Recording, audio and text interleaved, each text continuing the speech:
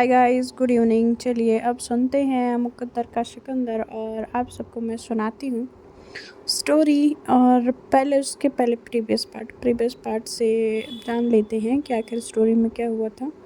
और स्टोरी में लास्ट ये हुआ था कि शान ने शादी कर लिया होता, सारी रस्में पूरी होती हैं, और अब जो हमारी कंगना होती हैं उनके कमरे में पहुंच चुकी होती है। और अब हमारी शानिया जो होती हैं कंगना को देख के अपने कमरे में भड़क उठी होती हैं। पता ही है कि कंगना जानबूझ के तो कुछ करती नहीं है, बट कुछ ना कुछ ऐसा होता है कि जिससे कुछ ना कुछ गड़बड़ हो जाता है। तो गड़बड़ अब कितना हुआ है अब वो तो जब हम सुनेंगे फिर पता चलेगा। तो हमारी शानिया कहती हैं कि ये सारा सब कुछ किया धरा तो आपका था, अभी आप हम पे गुस्सा किए जा रही हैं। ये बताइए कि अब इसमें हमारी क्या गलती है? आपने की है तो भुगतो। तो वो थोड़ा दूर खड़ी होती है शान्या, जो थोड़ा-सा मतलब दरवाज़े के जो साइड होता है वो उधर खड़ी होती हैं, और हमारी जो कंगना होती हैं वो बैक साइड खड़ी होती हैं।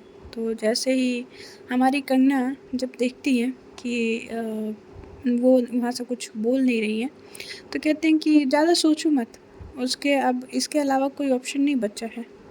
अगर चाहो तो या ना चाहो तो रहना तो पड़ेगा आपको, क्योंकि आपने मुझसे शादी करने के बाद और आपने मुझे ये बात बोलने के बाद बहुत बड़ी गलती कर दी है, ठीक है?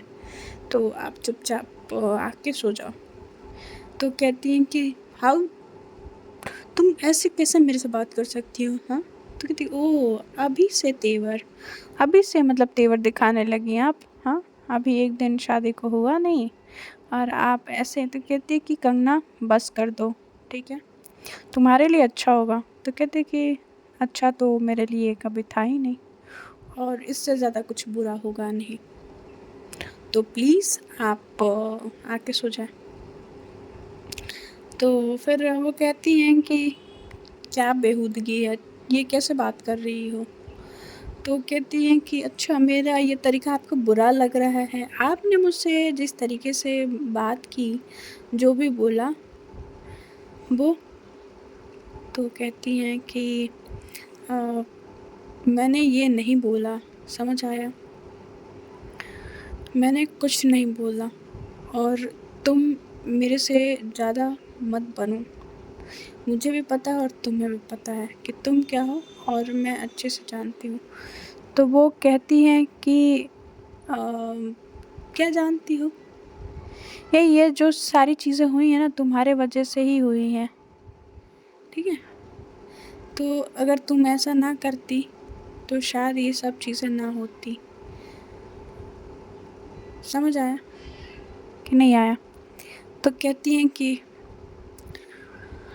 अब हो गया तुम्हारा, आके सो जाओ।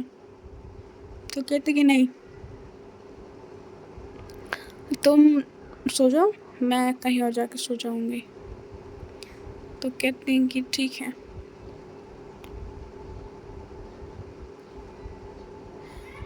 सो जाऊँगी, और उसके बाद वो वहाँ से जाने लगती हैं। तो कहती है अरे ऐसे कैसे चली जाओगी सान्या, अभी तो शादी की है, अगर ऐसे बाहर जाके सोओगी तो लोगों को यही लगेगा कि मैंने तुम्हें कमरे से निकाल दिया है।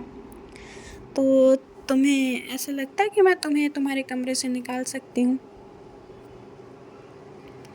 तो वो उधर से जो हमारी सान्या होती हैं काफ़ी गुस्से में आ जाती हैं, और वो बोलती हैं कि तुम्हारा बहुत हुआ सान्या, तो सॉरी, तुम्हारा बहुत हुआ कंगना।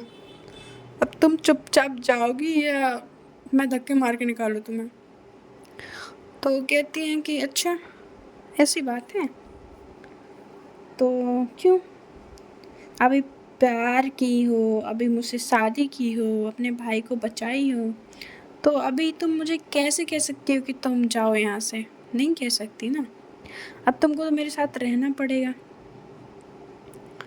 तब तक नहीं तो पता ही है कि मैं घर वालों को बुला लूँगी। तो कहती है तुम मुझे धमकी दे रही हो? वो अपने कदम बढ़ाती है, 2 कदम बढ़ाने के बाद सानिया बोलती है तुम मुझे धमकी दे रही हो?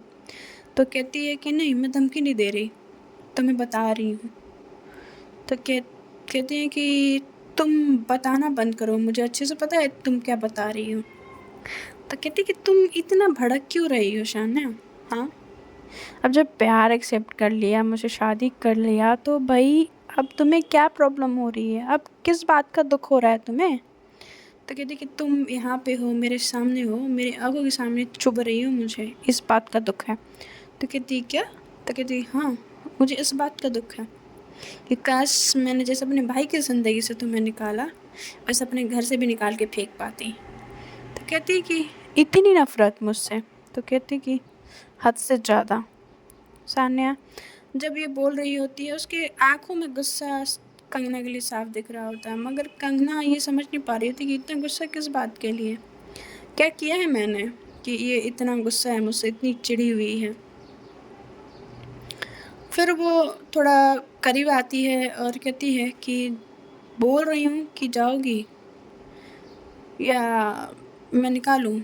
तो कहती कि मैं कहीं नहीं जा रही। तो सान्या जाती है और उसका हाथ पकड़ती है, हाथ पकड़ के दरवाजे की तरफ जाने लगती है। तो जब जा रही होती तो वो हाथ झटक लेती है सान्या से और कहती है कि तुम जो मन आए वो मेरे साथ नहीं कर सकती सान्या, समझ आया? कल को तुम्हारा मन आया तो तुमने मुझसे शादी कर ली, तुमको कल मन आया तो तुमने इज़हार कर लिया, तुम्हारा मन आया तो तुमने घर वालों को बता दिया, तुम्हारा मन आया तो तुम अपने घर में ले आई, तुम्हारा मन आया तो तुम अपने घर से निकाल दोगी, तुम्हारा मन आया तो तुम्हारे कमरे में आओ, तुम्हारा मन आया तो तुम्हारे कमरे से निकल जाऊँ। ऐसा नहीं होगा, समझ गई? जितना ये कमरा तुम्हारा है उतना ये कमरा मेरा भी है। तो कहती कि वो रियली तुम्हारा है? तुम्हें लगता है? तो गलत लगता है मिस कंगना, और जिस लहज़े से आई हो ना, जिस तरीके से आई हो, उसी तरीके से वापस लौट जाओ, तुम्हारी भलाई उसी में है। तो कहती ओह ऐसा, चली जाऊँ मैं? तुम्हें ये लगता है कि मैं तुम्हारी इस बातों से, इस तरीके से चली जाऊँगी? तो कहती हैं कि चली जाओगी तो तुम्हारी बेहतरी होगी। वो गुस्से में पागल हो उठी होती हैं सान्या और कहती हैं कि और मेरे से जितना दूर रहोगी तुम्हारे लिए उतना अच्छा होगा कंगना, समझ आया? वो दाँत पीसते हुए बोलती हैं कंगना को। तो कहती हैं कि अगर मैं ना रहूँ तो क्या करोगी? वो थोड़ा उनके करीब जाके खड़ा होके बोलती हैं। तो कंगना को हमारी सान्या धक्का दे देती हैं और वो जा गिरती हैं। जो टेबल का जो कोना होता है ना, जो टेबल का कोना उनके माथे पे धँस जाता है और जब वो धँसता है तो उसकी वजह से कट लग जाता है और ब्लीड होने लगता है। और वहाँ से सानिया जो होती हैं वो जाती हैं, अपना कबर्ड खोलती हैं, कपड़े निकालती हैं और वॉशरूम चली जाती हैं। सानिया जब अपने वॉशरूम में जाती हैं, इधर कंगना उठती हैं और शीशे की तरफ बढ़ती हैं तो देखती हैं कि उनका माथा कटा हुआ है और इतनी नफ़रत किस लिए और किस बात के लिए उनको ये नहीं समझ आ रहा होता है कि जिसका अंदाज़ा उसको बिल्कुल नहीं होता है। वो सोचती है कि शायद इसको कुछ गलतफ़हमी हुई है। कंगना फिर भी समझाने की कोशिश कर रही होती है, मगर कहते हैं ना कि किसी-किसी को उसी के भाषा, मतलब कहते हैं ना कि उसी के लैंग्वेज में उसको समझाना पड़ता है। ख़ैर अभी तो कंगना चली गई हैं और सानिया अपने वॉशरूम में चली गई हैं और वहाँ पे कंगना को चोट लग गई। चोट लगते ही जो आवाज़ आती है उस आवाज़ से गुज़र रही होती हैं उनकी बुआ, जो अर्चना होती हैं। बुआ जब नॉक करती हैं तो आवाज़ देती हैं कि क्या हुआ सान्या, सब ठीक है? तो सान्या तो आवाज़ पे रिप्लाई नहीं करती है, मगर कंगना कहती है कि हाँ बुआ जी सब ठीक है। तो कहती हैं कि ओके, कुछ ज़रूरत लगे तो बता देना कंगना। तो कहते हैं कि जी बुआ जी। वो सान्या को ना जो होता है, अभी सब लोग सान्या से तो नाराज़ होते हैं मगर कंगना से कोई नाराज़ नहीं होता। कंगना को सबको ऐसा लग रहा होता है कि मतलब उसकी कोई गलती नहीं है इसमें, सब जितनी भी गलती है, जितना भी दोष है, जो भी है, वो सब सान्या का है। सान्या को ऐसे नहीं करना था क्योंकि उसका जो भाई था अब वो उसका भाई है अब उसके भाई की दुल्हन से वो जब शादी करती है तो वो चीज़ गलत हो जाती है। और ये करने से पहले ना मुझे लगता है कि सान्या को अपने घर वालों से बात करना था, मगर उसने नहीं किया, ये बड़ी गलती की। अब उसको ये चीज़ समझ नहीं आ रही होती कि अपने घर वालों को कैसे समझाए, कैसे मनाए। मगर घर वाले कुछ जो लोग होते हैं उनकी इस हरकत से नाराज़ होते हैं और कोई तो बात ही नहीं करना चाहते। जस्ट लाइक कि जो अंश होता है वो तो बात ही नहीं करना चाहता। जब हमारी जो सान्या होती हैं वॉशरूम में सार ले रही होती हैं, वो दिन में जो चीज़ें हुई होती है, जो उन्होंने की होती है, अब उनके आँखों के सामने वो घूम रही होती हैं। वो अपनी गलतियों को सही माने, गलत माने, उनको समझ नहीं आ रहा होता है। ऐसे कंगना का यूँ उनके ज़िंदगी में आ जाना, उनके कमरे में आ जाना, उनकी सारी चीज़ों को ऐसे अपने घर वालों के सामने तहस-नहस कर डालना, वो कहीं न कहीं उनको डिस्टर्ब कर रहा होता है। उनके दिमाग में ये चीज़ चल रही होती है कि ये क्यों? मैंने ये क्या कर दिया यार? ऐसा नहीं करना था। जब हमारी शान्या ये सोच रही होती हैं कि इनके दिमाग में ये बातें चल रही होती हैं, तो शान्या अब ये सारी चीज़ें सोचते-सोचते सार ले रही होती हैं। उनके बॉडी पे जो पानी के छींटे हैं वो आ रहे होते हैं और ये सोचे जा रही होती हैं। इधर जो हमारी कंगना होती हैं वो फर्स्ट एड बॉक्स निकालती हैं और बॉक्स निकालने के बाद अपने माथे पे वो जा रही होती हैं पट्टी करने। जब वो पट्टी करने जा रही होती है तो उनकी हिम्मत नहीं होती है पट्टी लगाने की, क्योंकि उनको डेटॉल से जलना बिल्कुल बर्दाश्त नहीं होता है। तब तक हमारी सानिया जो होती हैं शाल लेके और कपड़े चेंज करके आ चुकी होती हैं। वो देखती हैं कि वो क्या कर रही हैं, तो जब उनके देखती हैं कि उसके सिर पे कट लग गया है, तो उसको याद आता है कि शायद मैंने उसको धक्का दिया और वो गिरी तो शायद उसका टेबल का कोना, तो वो टॉवल जो ली होती है हाथ में वो उसको सोफ़े पे फेंकती है और फिर आती है। शान्या इतनी भी बुरी नहीं होती है कि उसको कहा जाए कि अरे यार बहुत बुरी है, बहुत बुरी है। वो दिखाती सामने वाले को ऐसे है कि हाँ, वो बहुत ज़्यादा बुरी है, मगर उसके दिल में ये सारी चीज़ें या यूँ कह लें कि ये बात बिल्कुल नहीं होती है। वो आती है, वो उसके हाथों से डेटॉल लेती है और उसको कॉटन पे डिप करके, उसको स्क्वीज़ करके, उसको उसका जो वुंड होता है, जो घाव होता है, उसको क्लीन करती है। क्लीन करने के बाद उसको एक पट्टी उसके सर पे कॉटन के साथ लगाती है और लगाने के बाद वो उठती है, तो उसका हाथ सान्या का हाथ जो कंगना पकड़ती है, कहती है कि तुम दिखाती हो कि तुम बहुत ज़्यादा बुरी हो, तो किसी के चोट लगने से तुम्हें तकलीफ़ क्यों हो रही है? तो कहती है कि तकलीफ़ और मुझे क्यों होगी, और तुम्हारी तकलीफ़ से मुझे कोई तकलीफ़ नहीं होती। और वो जाती है, अपना जो टॉवल होता है उसको उठाती है और बालकनी एरिया में रख के आती है। फिर आती है तो वो जब वो देखती है कि वो साथ में ही लेटने वाली होती है, तो वो एक पिल्लो और एक चादर निकालती है और उसको देती है, सान्या को देती है। सान्या जो होती है वो उठाती है और ले जाके कंगना के सामने रख देती है। कहती है कि ये लो और चलो सोफ़े पे, निकल जाओ यहाँ से। तो कहती है कि क्या? तो कहती है कि हाँ, मेरे बेड पे मैं सिर्फ़ सोऊँगी, तुम नहीं। ये तुम्हारा बेड नहीं है। कमरे में अधिकार हो सकता है पर बेड पे नहीं, और बेड पे अधिकार तभी मिलता है जब सामने वाले का कुछ हो तुमसे, और मेरा तुम्हारा कोई रिश्ता नहीं है, समझ आया? निकलो यहाँ से। वो इतने रूड तरीके से बात करती है, इतनी रूड होके बात करती है सान्या से, सॉरी कंगना से, कि सान्या को वो बस देखे जा रहे थे कि अभी ये कुछ देर पहले इंसान इतना ज़्यादा केयर और कंसर्न दिखा रहा होता है कि उसके हाथों से डेटॉल और ये सारी चीज़ें लेके क्लीन करने के बाद, उसको दवाई देने के बाद अभी वो बोल रही है कि निकल जाओ। तो वो वहाँ से अपना तकिया और चद्दर उठाती है और जाके वो सोफ़े पे लेट जाती है और अब जो हमारी सान्या होती हैं वो अपना लैपटॉप उठाती हैं और अपना काम करने लगती हैं। खैर, घर वाले सो चुके होते हैं और ये भी कुछ देर में सो जाते हैं। इनकी सुबह होने वाली ही होती है, बट घर वालों का आवाज़ पहले आ जाती है। मगर शान्या जो होती है वो सो रही होती है और दरवाज़े पे नॉक नॉक होता है।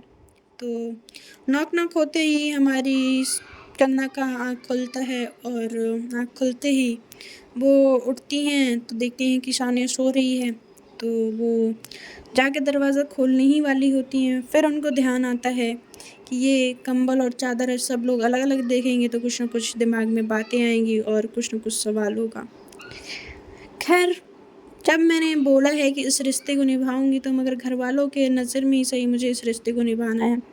वो चादर उठाती है और कंबल उठाती है, उसके साइड में ले जाके रखती है और चादर को छुपा देती हैं और जाके अपने चेहरे को देखती है तो वो जो बालों में गजरा होता है, हाथों में मेहंदी होता है, जो चूड़ियाँ होती हैं वो टूट चुकी ही होती हैं और वो चूड़ियाँ जो होती हैं वो ऐसे मतलब दिखाती है कि सब ठीक था, कुछ प्रॉब्लम नहीं थी।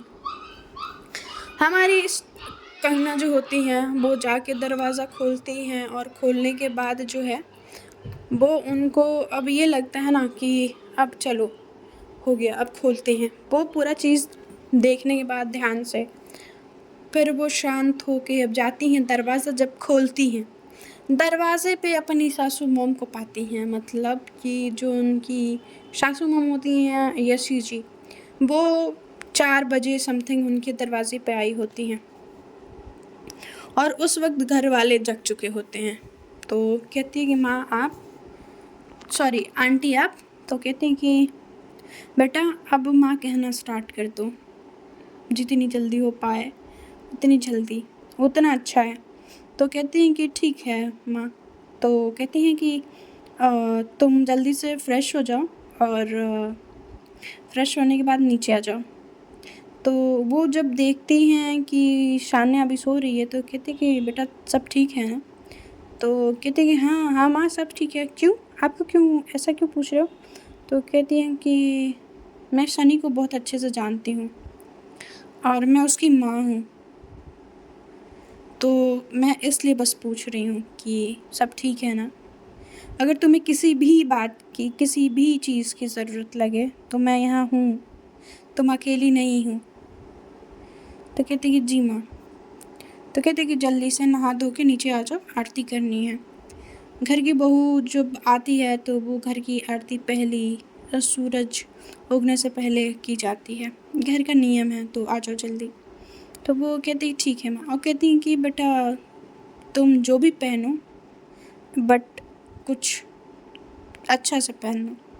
तो कहते कि ठीक है माँ। वो जाती हैं एक सूट निकालती हैं। सूट निकालने के बाद वो जाती हैं फ्रेश व्रेश होती हैं, फिर वो कपड़े पहन के बाहर आती हैं, फिर ड्रायर निकालती हैं, ड्रायर से अपने बालों को सुखाती हैं। सुखाने के बाद वो तैयार हो रही होती हैं। तैयार होने के बाद वो जाती हैं, दरवाज़ा खोलती हैं और चली जाती हैं। जब वो चली जाती हैं ड्रायर की आवाज़ से तो ऑलरेडी हमारी सानिया जग चुकी होती है, मगर वो जानबूझ के वो सोई होती हैं कि उनको लगे कि वो सो रही हैं। तो इधर सानिया सो रही हैं, कंगना सोच रही थी कि कुंभकर्ण की नानी कड़वा करेला, जब देखो तब मुँह से जब भी मुँह खोलना है कड़वा ही बोलना है। हाँ, इतने आवाज़ होने के बाद भी नहीं जगना है। खैर मैं तो चलती हूँ, जो भी होगा ये देखने को होगा कि अब क्या होता है, वरना माँ कहीं हम लेट ना हो जाए। वो अपने दुपट्टे को संभालते हुए और नीचे सीढ़ियों से उतर रही होती है।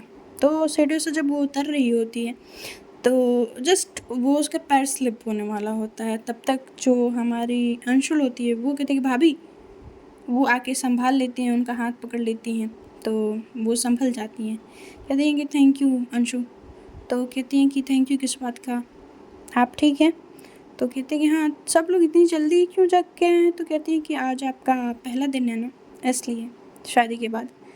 हमारे घर में ऐसा होता है कि शादी होती है ना तो उसके अगले मॉर्निंग सब लोग जल्दी जग जाते हैं और पूजा होती है इसलिए।